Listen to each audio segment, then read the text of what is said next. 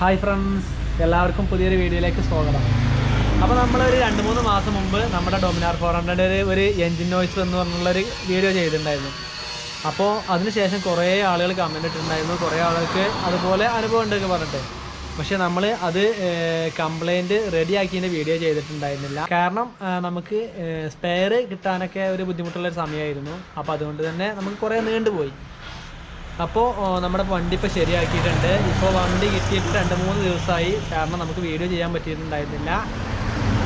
അപ്പോൾ അതുകൊണ്ടാണ് നമ്മൾ കുറേ ആളുകൾക്ക് റിപ്ലൈ കൊടുത്തു, വണ്ടി ശരിയായിട്ടില്ല എന്നൊക്കെ പറഞ്ഞ്. അപ്പോൾ ഇപ്പോൾ ഈ ഒരു വീഡിയോ ചെയ്യുന്ന അതിന് വേണ്ടിയിട്ടാണ്. ഇങ്ങനെ കംപ്ലൈൻറ്റുള്ള ആളുകൾക്കൊക്കെ ഇത് കൂടുതൽ ഇതിനെക്കുറിച്ച് അറിയാൻ വേണ്ടി പറ്റും. അപ്പോൾ നമ്മളിപ്പോൾ അത് റെഡിയാക്കി വണ്ടി ഇവിടെ കൊടുത്തിട്ടുണ്ട്. ഇതാ കണ്ടോ, വണ്ടി ഇവിടെ എത്തിയിട്ടുണ്ട്. അപ്പോൾ ഇനി നമുക്ക് അതിൻ്റെ സൗണ്ടും കാര്യങ്ങളൊക്കെ നോക്കാം. ഇതാണ് നമ്മുടെ വണ്ടി. നമ്മുടെ ഷോപ്പിൻ്റെ മുന്നിലാണ് ഇപ്പോൾ ഉള്ളത്, കണ്ടോ. അപ്പോൾ ഇനി വണ്ടിയുടെ ഏത് ഭാഗമാണ് നമ്മൾ മാറ്റിയതെന്ന് കാണിച്ചു തരാം. ഇതിൻ്റെ ഹെഡ് അസംബ്ലി ആണ് മാറ്റിയത്, കണ്ടോ. ഈ ഒരു ഭാഗം മുഴുവനായിട്ട് മാറ്റി. ഇനി നമുക്ക് വണ്ടി സ്റ്റാർട്ട് ചെയ്തിട്ട് നമ്മുടെ സൗണ്ടൊക്കെ എങ്ങനെയുണ്ട്, മാറിയിട്ടുണ്ടോ ഒക്കെ ഒന്ന് നോക്കാം.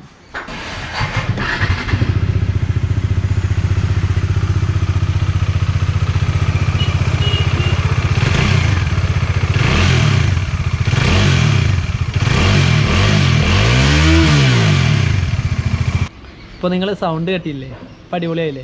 പഴയ സൗണ്ട് പറഞ്ഞാൽ ഒരു കടകട അടിക്കുന്ന സൗണ്ട് ഉണ്ടായിരുന്നു. അത് കാരണം നമ്മുടെ ആ വണ്ടിയുടെ ഒരു നല്ലൊരു സൗണ്ട് തന്നെ പോയ മാതിരി തോന്നിയിരുന്നു. ഇപ്പോൾ അത് അടിപൊളിയായി. അപ്പോൾ ഇപ്പോൾ നമ്മൾ ഇതിന് ചെയ്യാൻ വേണ്ടി നമ്മൾ ഒരാഴ്ച വണ്ടി ഇട്ട് കൊടുത്തു. ഒരാഴ്ച മുഴുവനായിട്ട് ഇട്ട് കൊടുത്തു. അതിനുശേഷമാണ് വണ്ടി നമുക്ക് അവർ തന്നത്.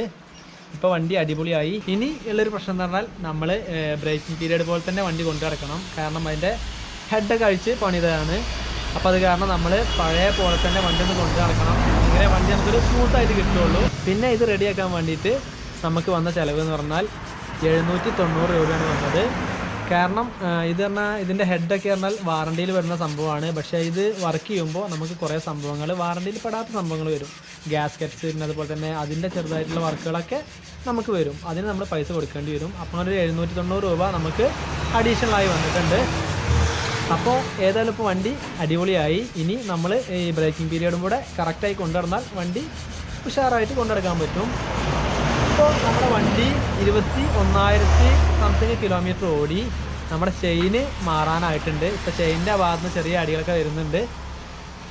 അപ്പോൾ ഇതിന് വേണ്ടിയിട്ട് നമ്മൾ ഒരു അടിപൊളി സാധനം ഇവിടെ കൊണ്ടുവന്നിട്ടുണ്ട്. നമ്മൾ ഷോറൂമിൽ നിന്ന് മാറ്റുന്ന ചെയിനല്ല, ഒരു വേറെ ചെയിനാണ്. അപ്പോൾ അതിൻ്റെ ഒരു വീഡിയോ അടുത്തതായിട്ട് നമ്മൾ ചെയ്യും. അപ്പോൾ ഇത്രയൊക്കെയുള്ള വീഡിയോ. നിങ്ങൾക്കെല്ലാവർക്കും വീഡിയോ ഇഷ്ടമായെന്ന് കരുതുന്നു. അപ്പോൾ അടുത്തൊരു വീഡിയോയുമായി കാണുന്നവരെ ഗുഡ് ബൈ.